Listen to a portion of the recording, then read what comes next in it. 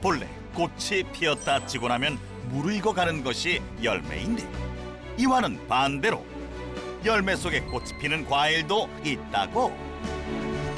이 특별한 열매를 재배해 부자가 된 농부도 있다는데, 오늘의 주인공을 찾아 전라남도 해남으로 향한 제작진. 해남에서 생산되고 있다는 열매 속에 꽃이 피는 과일은 과연 무엇일까? 안녕하세요. 예, 안녕하세요. 저희 역전의 부자농부에서 나왔는데요. 예, 안녕하세요. 여기 열매 속에 예. 꽃이 핀다는 작물이 있다고 왔거든요. 예. 제가 한번 보십시오. 이게 바로 그 열매입니다. 무성한 나뭇잎 사이에서 붉게 익어가는 자그마한 열매를 발견할 수 있었는데, 익숙한 듯 생소한 모습이다. 안에 꽃이 있다. 없을 무자 꽃 하자 무화과입니다. 꽃이 없다고 그래서 무화과라고 그렇게 불리우고요. 이 안에가 사실은 암술과 수술이 들어있는 꽃이나 다름이 없는 씨방을 우리가 먹는 겁니다. 실제로 무화과의 속을 갈라보니 암술과 수술을 연상시키는 수많은 알갱이들이 뭉쳐 있었다. 무화과로 네. 연매출이 어떻게 되세요? 3억 5천 정도 됩니다. 무화과를 재배해 억대 매출을 올린 오늘의 주인공, 서태민 부자농부를 만나보자. 그렇다면 무화과는 어떻게 재배하는 걸까? 이른 아침부터 농장에서 바쁘게 움직이는 서태민 씨. 한눈에 보기에도 재배 규모가 엄청난 것 같은데, 지금 18동 하고 있고요. 7,200주 정도 재배를 하고 있고, 앞으로 또 6동 더 증축해서 한 1,000주 정도 더 할 계획입니다. 왜 이렇게 많이 하세요? 주문이 많아서 그렇죠. 해마다 늘어나는 주문량을 맞추다 보니 지금의 규모에 이르렀다는데, 그래서인지 일반 무화과 농장과는 조금 다른 모습이다. 무화과가 왜 땅에 심어져 있지 않고 상자 예. 속에 있네요? 예. 상자에 재배하는 이유는 첫 번째는 당도. 물을 적당량만 흡수할 수 있게 물을 제어하려면 이렇게 한정된 공간에서 재배를 해야 되기 때문에 딱 원하는 만큼의 물만 주고 당도를 높게 하고, 두 번째는 어느 지형이든지 상관없이, 토양에든 상관없이 저희가 원하는 퇴비하고 흙만 넣어서 재배를 할 수 있기 때문에 그런 장점이 있어서 상자 재배를 하는 겁니다. 무화과는 비교적 손쉽게 재배할 수 있는 작물이라는데, 상자에 재배하면 철저한 환경 제어가 가능할 뿐 아니라 올여름 장마와 같은 재해 상황에서도 피해를 조금은 막을 수 있다고. 그런데 피해가 아주 없었던 것은 아닌가 보다. 무화과 나무가 왜 이렇게 잘린 곳이 많네요? 무화과 나무는 매년 잘라버립니다. 나무를 자른다고요? 무화과는 매년 수확을 하고 나면 2월 달에 잘라버립니다. 그럼 이 나무들이 다 없겠죠. 잘라버리고 새순을 이렇게 키워가지고 그 새순에서만 과일이 이렇게 열리기 때문에 새순을 키워서 마디마디마다 과일이 달리면 그걸 수확하고 또 2월 달에 잘라버리고 이렇게 재배를 합니다. 무화과 나무는 한 번 수확을 하면은 두 번은 수확 못 하는 거예요? 그건 아니고 기존에 가지를 안 잘라버리면 옆 순이 엄청 많이 나와요. 새 가지가 엄청 많이 나와요. 그럼 그 새 가지에는 또 과일이 엄청 많이 달릴 거 아니에요? 근데 과일이 작아요. 작다는 건 상품성이 떨어지는 거죠. 익는데도 너무 오래 걸리고. 그렇기 때문에 꼭 잘라서 원하는 양만 키우는 거죠. 무화과의 품질 관리를 위해 매년 잘라내고 있는 건데, 다 잘라내 버리면 번식은 어떻게 이루어지는 걸까? 무화과는 이제 씨앗이 있긴 한데 그 씨앗으로는 발화율이 엄청 떨어집니다. 잘 씨가 발화가 안 되는데, 그래서 이걸 나무를 잘라가지고 그 나무를 잘라서 흙에다 이렇게 꽂아주는 걸 삽목이라 하는데, 그렇게 꽂아주면 잘 자랍니다. 부자농부의 성공 비법 첫 번째, 발상의 전환으로 자원을 만들어라. 매년 잘라내는 무화과 나무 가지를 삽목에 활용할 뿐 아니라 농장의 새로운 자원으로 재탄생시켰다는데 이건 이제 포트 묘목이라는데 포트에 담겨 있다고 해서 포트 묘목이라고 그래요. 자른 가지를 겨울에 모든 나무를 다 잘라버린다 했지 않습니까? 그걸 잘라가지고 흙 담아가지고 꽂아주면 따뜻한 온상에다가 겨울이니까 키워주면 이렇게 새싹이 납니다. 4월 달에. 그럼 이거를 상자나 밭에다가 심으면 그해 이제 8월 달부터 수확을 하는 거죠. 버려지는 무화과 나무 가지를 포트에 삽목하고 싹까지 틔워 묘목 형태로 판매하고 있는 건데 원래 무화과는 다 이렇게 하는 거예요? 보통 모든 나무들이 다 그래. 유실수는 사러 가면 나무에가 이 뿌리만 좀 달려 있어요. 이걸 나무 묘목이라고 그러거든요. 나무로 돼 있으니까.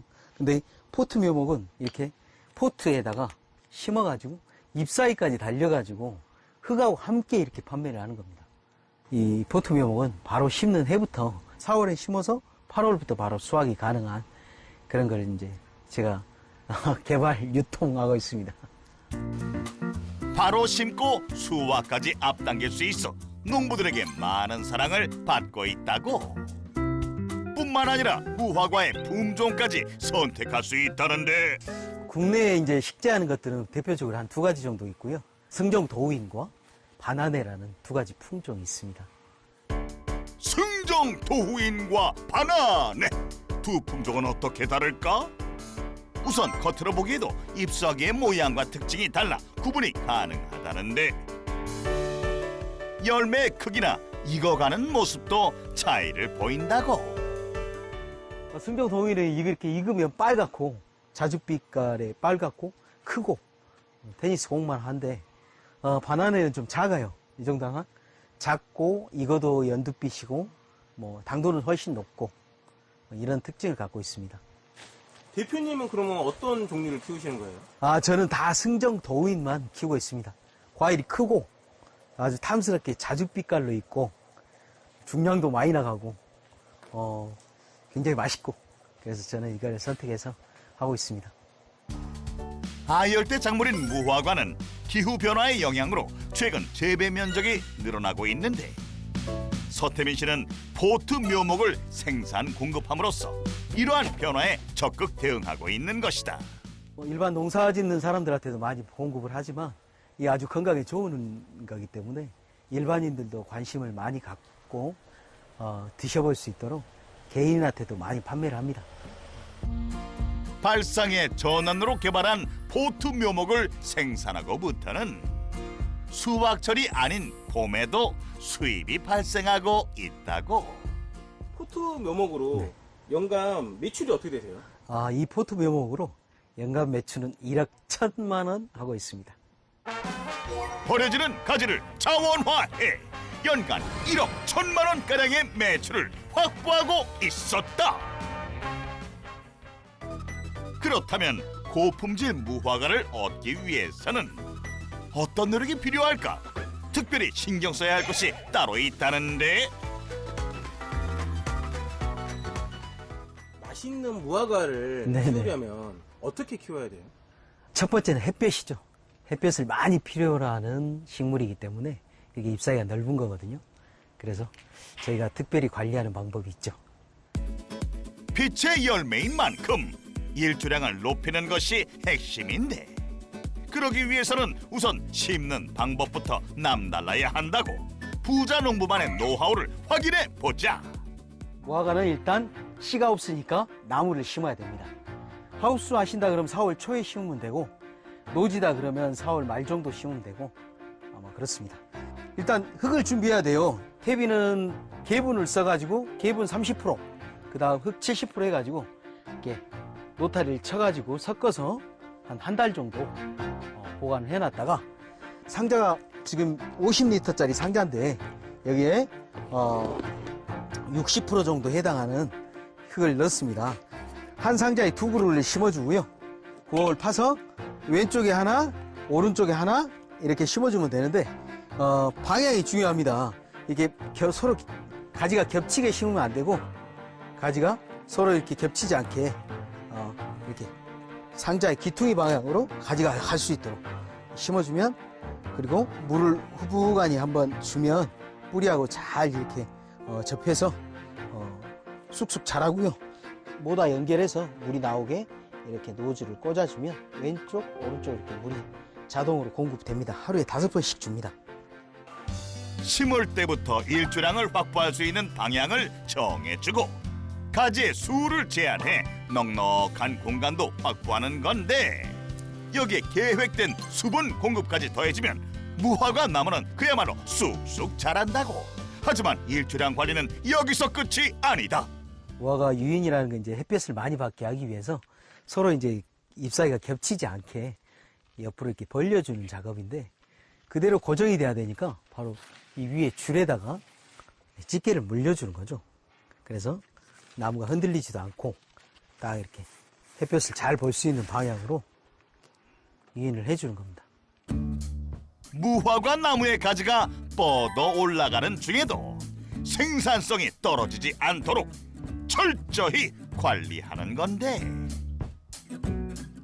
이제 엽순이 나는 경우가 있습니다. 그럼 엽순 제거도 해줘야 되고 키가 너무 크면 그늘지니까 맨 꼭대기 부분을 순머지를 하는데 그것도 꺾어줘야 되고 뭐 그런 작업을 하죠. 빛을 쫓아 자라는 무화과의 특성을 잘 이해하고 생육 여건을 조성할 뿐 아니라 나무의 영양이 열매에 집중될 수 있도록 끊임없이 보살피는 것이다. 그런데 이러한 노력에도 불구하고 터져버린 무화과가 곳곳에서 발견됐는데 무화과 보니까 이게 아래가 많이 갈라져 있던데 이거는 뭐 문제 있는 건가요? 아니요. 속이 꽉 차면 터질 듯 이렇게 쫙 찢어지고 갈라지는 겁니다. 최고의 상품이에요. 걱정했던 것과 달리 이 갈라짐 현상은 무화과가 잘 익었다는 증거라고. 무화과가 익으면 당도는 어느 정도 나와요? 보통 한 15브릭스 나오고요. 많을 때는 한 19브릭스까지 나옵니다. 보통 딸기는 한 11브릭스 나오는데 굉장히 달콤한 편이죠. 한번 드셔보실래요? 기다리고 기다리던 시식 타임. 자, 한번 드셔보십시오. 자, 이거 그냥 바로 먹어도 돼요? 네, 껍질째 그냥 먹으면 됩니다. 약 안 쳤으니까 그냥 먹으면 돼요, 껍질째. 아 그냥? 예.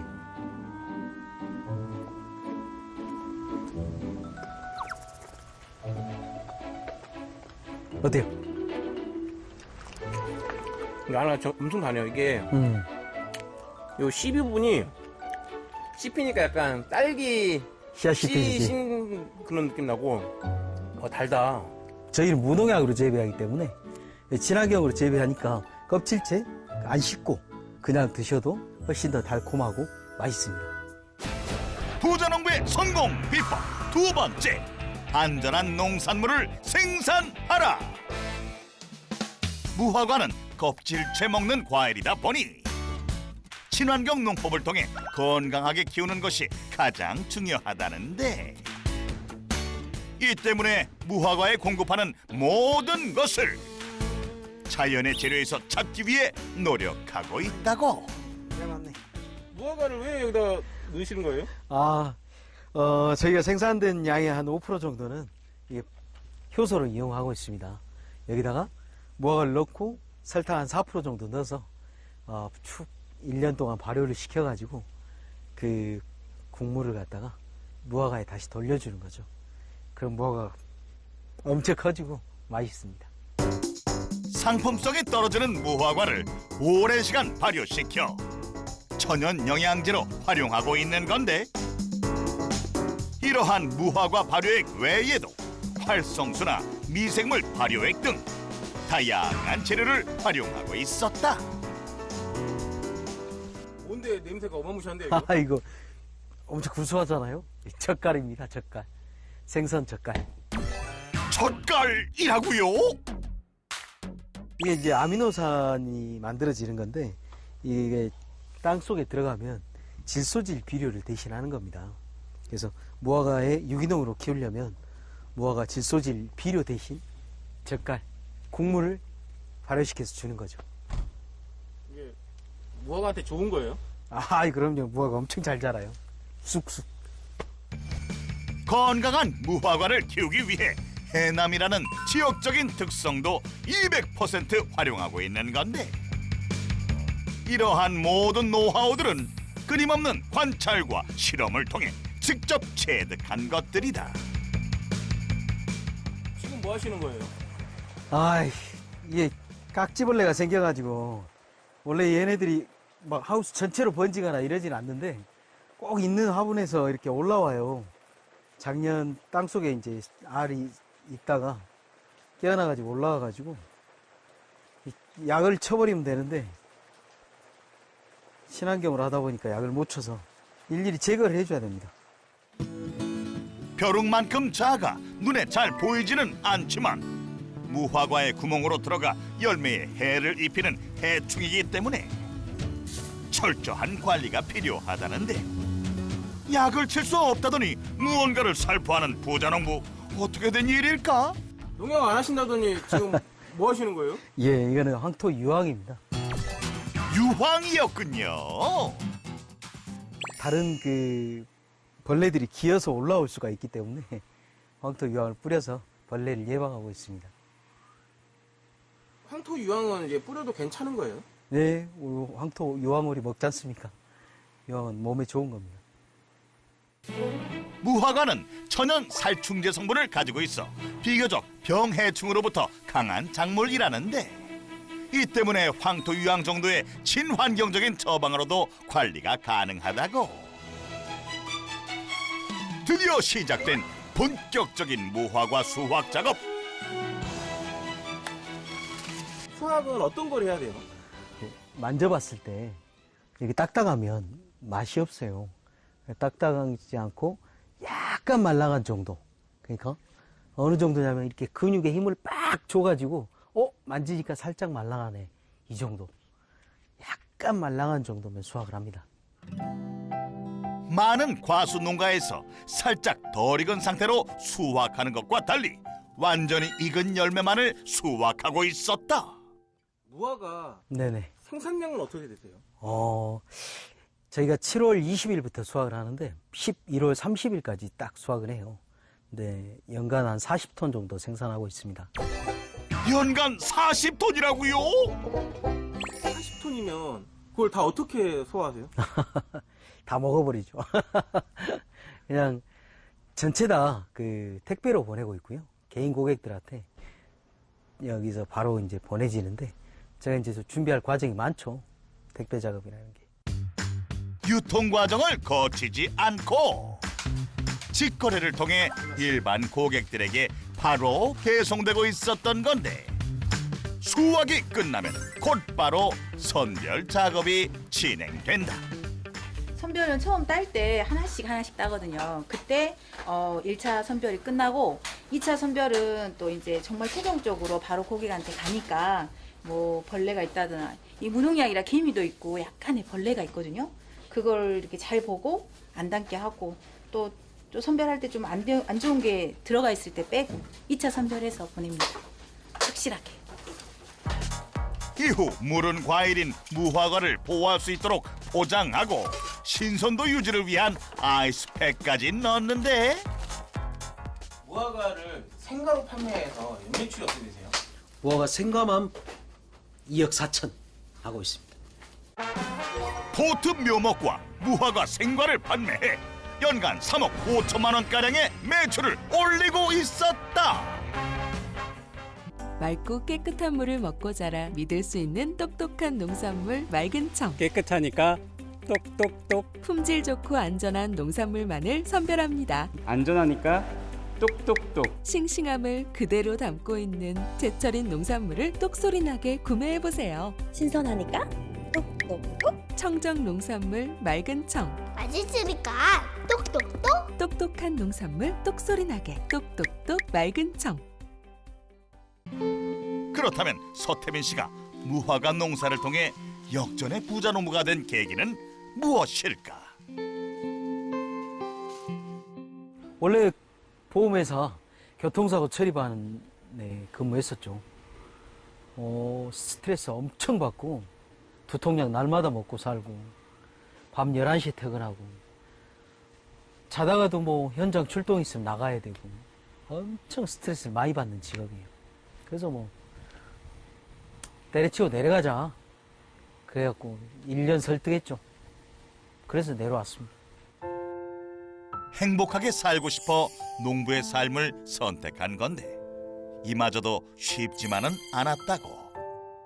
일단 내려와서는 뭘 해야 될지 몰라가지고 콩 농사했고 배추 농사도 하고 그 다음에 옥수수 농사도 하고 여러 가지 해봤는데 팔 데가 없어가지고 막막하더라고요. 그래서 무화과를 시작했는데 무화과는 수확한 지 일주일 만에 또 태풍이 와가지고 전 재산을 다 날려버리고. 하지만 아버지였기에 주저앉아 있을 수만은 없었고 이웃 농가에 무화과를 들고서 무작정 세상에 나섰다고. 무화과를 생산했는데 모든 농부들이 다 그렇지만은 수확을 엄청 열심히 잘 하는데 팔 데가 없어요.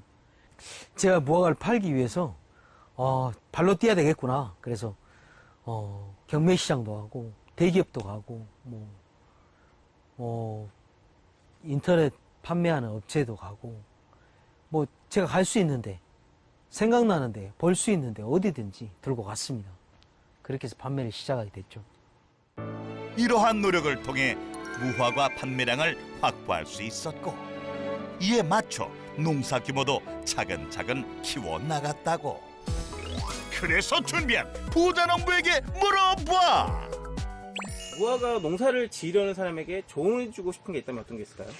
일단 너무 많은 금액을 투자하지 말고 땅을 임대를 해가지고 할 수 있는 방안을 연구를 해가지고 하우스도 임대를 할 수가 있고 아니면 땅만 임대해서 하우스를 지을 수도 있고 너무 많은 돈을 땅 사고 집 짓고 이런 데 투자하지 말고 장모가 하는데 좀 아껴서 썼으면 좋겠습니다.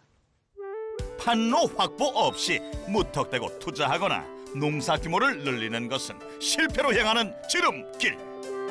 차근차근 쌓아 나가야 함을 잊지 말자. 귀농을 꿈꾸는 사람들에게 가장 필요한 건 뭐라고 생각하세요? 일단은 귀농하게 되면 돈을 많이 못 벌어요. 그거에 대한 어떤 스트레스를 많이 받을 거 아니에요? 근데 그게 스트레스라고 생각하면 안 되고 이게 여유구나. 내가 과연 돈을 엄청 많이 벌어가지고 할 수 있는 거, 하고 싶은 게 뭐냐. 그건 여유 있는 삶이다. 근데 그거를 오자마자 바로 느낄 수가 있었는데 그거를 행복의 가치라고 생각할 수 있는 능력을 먼저 갖춰야 된다. 그렇게 생각합니다. 소득이 아닌 농부의 삶 자체에서 행복을 찾을 수 있는 것도 능력이라고 할 수 있는데 갑자기 촬영을 준비하는 부자농부. 지금 뭐 하고 계신 거예요? 제가 너튜브에 영상을 많이 올립니다. 오늘 컨셉은 무화과 요리 컨셉이라 지금 무화과 요리를 준비했습니다. 영상으로 무화과 재배법과 귀농 관련 정보를 소개하고 있다는데 포트 무화과 묘목으로 무화과 나무를 상자에다 심어보도록 하겠습니다. 그거를 왜 하시는 거예요? 그래야 무화과도 잘 팔고 무화과 묘목도 팔고 다양한 요리를 즐김으로 인해서 사람들이 많이 행복해지겠죠. 자, 행구 여러분 안녕하십니까? 다양한 무화과를 즐길 수 있도록 저희가 무화과 요리를 준비해봤습니다. 무화과를 썰어가지고 판매 확대를 위한 단순 홍보가 아닌 무화과가 가진 건강함과 행복을 알리기 위해 노력하고 있었는데 진심을 담다 보니 일이 아닌 즐거움으로 많은 사람들과 소통하고 있다고. 무화과를 썰어서 넣어가지고 같이 한번 드셔보십시오. 돼지고기에서 딸기 씹히는 맛이 난다니까요. 저만 먹어 죄송합니다.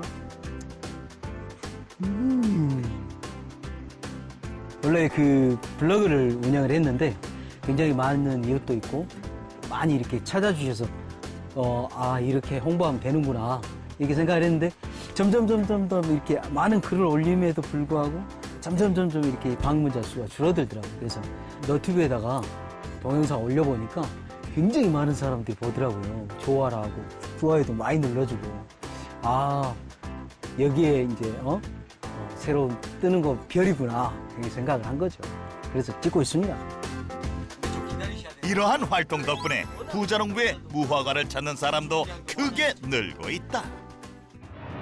동영상 제작을 마치고 무화과 하우스에서 조금 떨어진 다른 하우스로 발길을 옮긴 부자농부. 이곳에서 또 다른 작물 파파이야를 재배하고 있다는데 파파야 키우는 이유가 뭐예요? 일단 아직 우리나라에는 많은 수요는 없고요. 그냥 외국인 노동자들이나 다문화 가정 이런 데서 고향 음식을 되게 이렇게 찾고자 하거든요. 근데 그 고향 음식이 파파야가 수입이 아직 안 되고 있어서 저희가 이제 재배해서 외국인들한테 판매를 하고 있습니다. 지금의 성공에 안주하지 않고 기후 변화에 대응하면서 새로운 가치를 찾아 나가고 있는 건데 근데 이거는 어떻게 알고 하게 되신 거예요?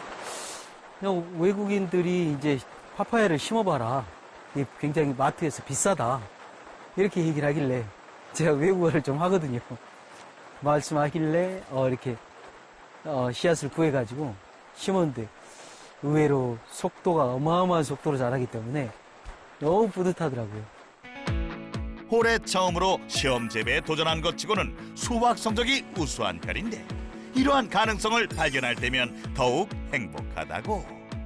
제가 농부라서 행복한 이유는 일단 스트레스 엄청 많이 받는 이 도시 생활보다도 훨씬 여유롭고 낭만적이고 자연 속에 살아서 너무 상쾌하고 기분이 좋고 내가 할 수 있는 일이 있으면 언제든지 도전할 수 있고 그래서 그걸로 이제 경제적인 창출이 되면 뿌듯하고 너무 기쁘고 좋습니다. 서태민 부자농부의 성공 비법 첫 번째, 발상의 전환으로 자원을 만들어라. 두 번째, 안전한 농산물을 생산하라. 무화과 농사로 연매출 3억 5천만 원을 달성한 서태민 부자농부의 성공 비법 확인 완료. 농부의 이름을 건 건강한 무화과로 소비자 앞에 당당히 선 서태민 부자농부. 그가 만들어 나갈 우리 농업의 새로운 미래를 역전의 부자농부가 응원합니다.